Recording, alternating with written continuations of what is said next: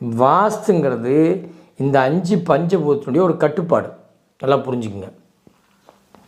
இந்த 5 பஞ்சபூதத்தினுடைய கட்டுப்பாட்டை நீங்கள் உங்கள் வீட்டுக்குள்ளே உட்காரும்போது உங்கள் வீடு வாஸ்து பிரகாரம் பேசும்.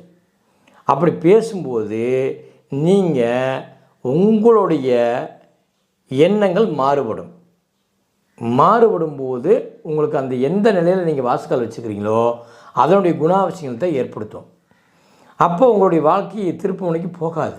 இதுதான் காரணம். இதுதான் வாஸ்து பிழை.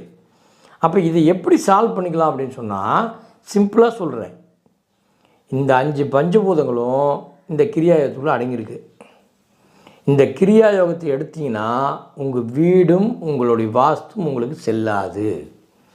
அப்போ நீங்கள் இந்த பயிற்சி தொடர்ந்து பண்ண உங்களுக்குள்ளே நினைக்கிற காரியங்களை சக்ஸஸ் பண்ணி வெளியே வந்துடுவீங்க. அப்போ நீங்கள் நினச்ச மாதிரி இந்த வீட்டை மாற்றிக்கலாம்.